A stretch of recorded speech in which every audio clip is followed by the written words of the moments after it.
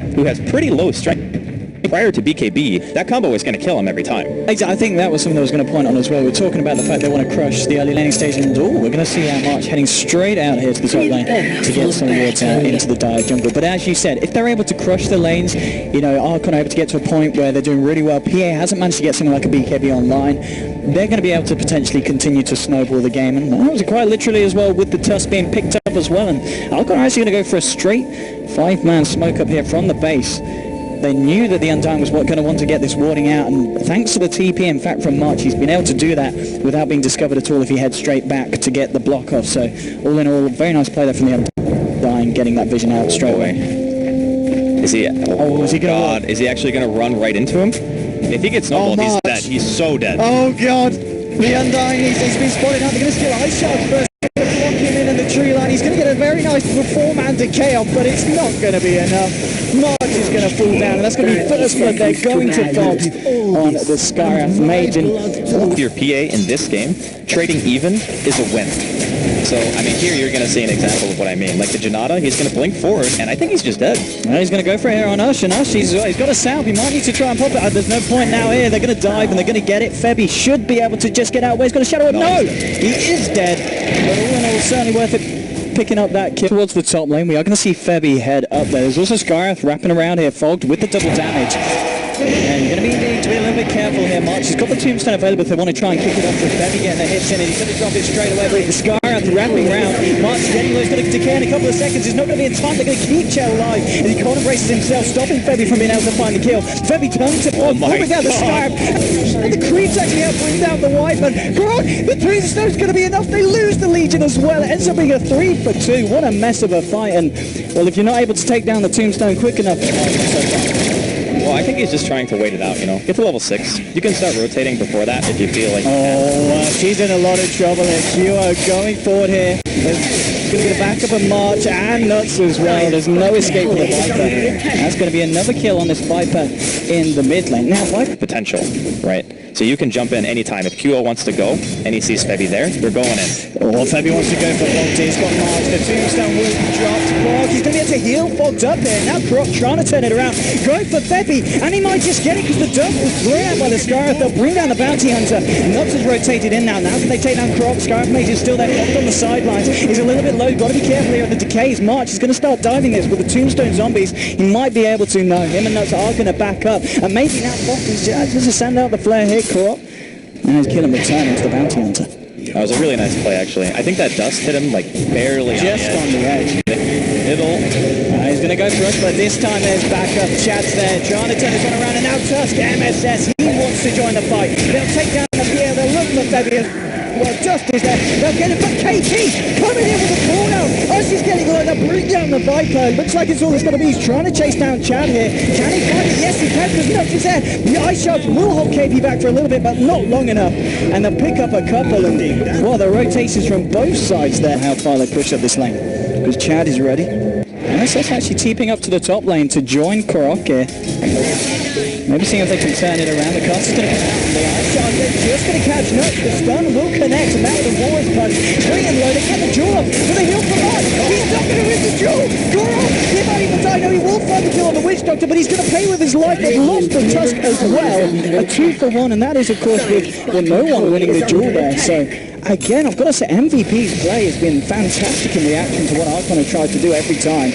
That's now coming on the Viper, but I don't think you want to fight it. There's still people chasing this down. Kilo is going to go straight forward onto Fog. This time the corner brace will be there to help him for the time being, but I don't know if there's going to be enough. Febby getting a slow touch. They'll blow out the Scarf Mage, and they want more than 4 heroes here. Archon, they need to get the hell out of there. Earth getting low. He's going to go down. It's going to be a killing spree for KP here on the Gyrocopter.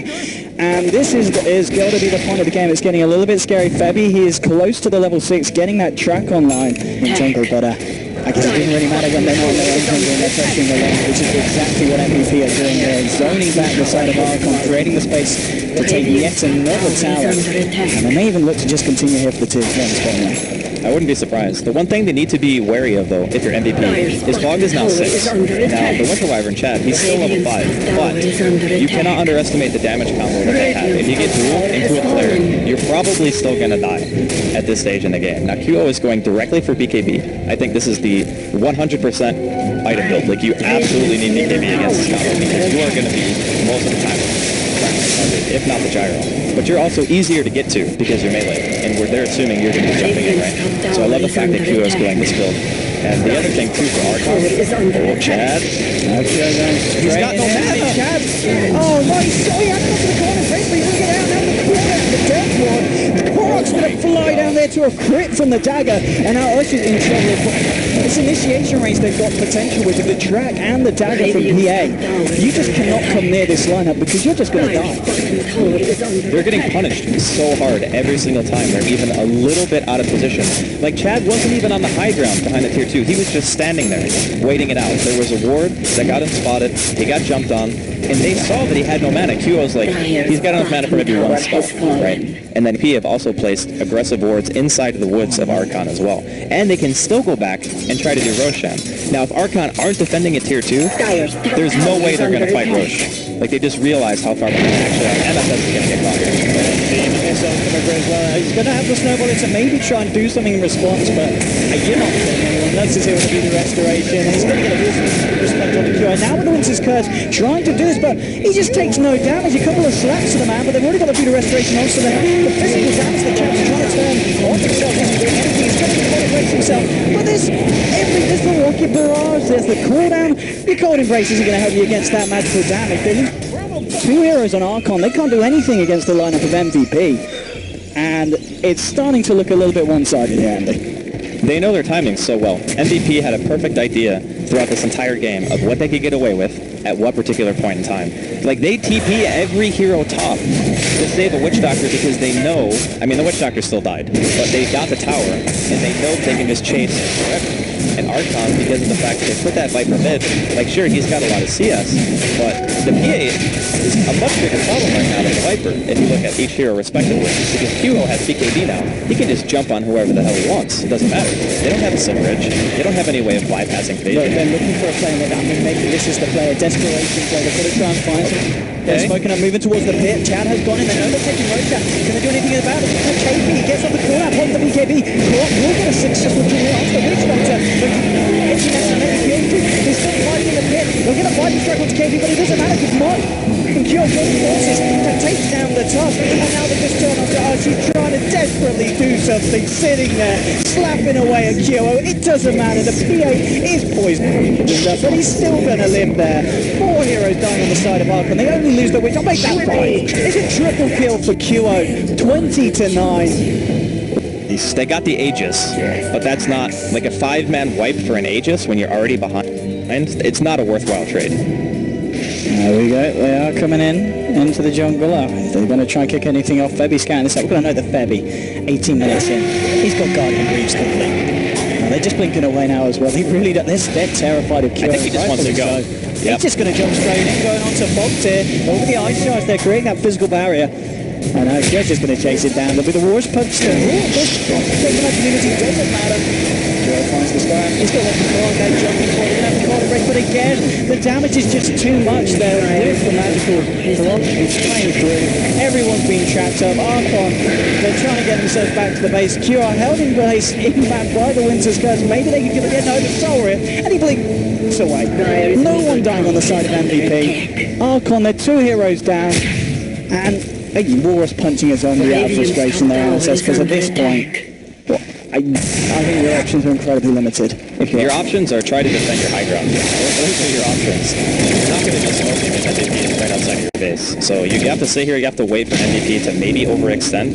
The crazy part about QO, a lot of TAs will go 4-1-4, right? They'll max out their evasion. But QO, realizing how far ahead they actually are, it's just max blink. Like, he just wants the most chase potential that he can get, realizing that that track goal is going to put his team incredibly far ahead. Now, Archon showing right now that they do have very good spam.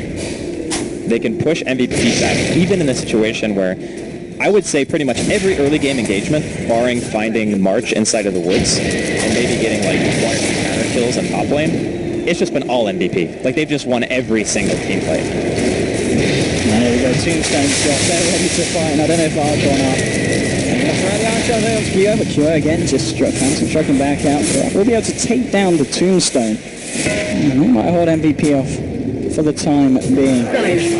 But what's this time going to buy you? MVP are just going to look to clear up the dire jungle, continue to find the farm, continue to keep themselves on top of Archon. Looking at the grass now, it's starting to look a little bit more horrific if you are an Archon fanboy or girl. It's 10k lead in terms of XP. Gold-wise, it's almost coming up to the 20,000 net worth difference between the teams. I'm thinking right now, Archon's options, like, if MVP continue assuming full map control, like sitting inside of your own woods and farming, the best play typically is to run to the opposite side of the map, which is basically what Archon are doing right now, and they can try to farm the enemy woods. But, like, they're kind of lacking in vision at the moment. Like, they can see their own woods, but oftentimes when you ward your own woods, you run into the situation where you already know where MVP are most of the time. If you don't have any towers, they're going to be on your side of the map because they want to constrict your movement, right? They want to make sure you can't go out of base. So sometimes those wards don't really do too much for you right now. It's kind of like deceptive having that vision. Looks like MVP are looking to try to go high ground once again. So the Tombstone kind of about some time early first. Going to be able to take down this one. That's what I was thinking first. It moves the combo with the start. When he's going on, it's the BKB off. And he's going to get to the front. Goes straight in onto the bomb. He's going to take that one. And look at it. The death bomb destroys them all. Karat's going to fall as well. Viper will buy back. And he is there in the fight, but he's been tracked up. I think this could be uncharged again for the second time in this team. He certainly will. There'll be a buyback from the Winter Wife, and it doesn't matter. GG is cornered in. It's a triple kill here for QO. 28-9. MVP will take the first game of this Special 3 series. And I've got to say, that was almost a flawless performance from the way. They just put on a clinic. Honestly, I would say that PA pick was a stroke of genius coming out from MVP. That was such a good pick. When I saw the Storm ban, I was thinking, like, what other hero kind of brings the same thing as a Storm? You got that great mobility. Your laning phase might not be great, but it's good enough. And that's pretty much exact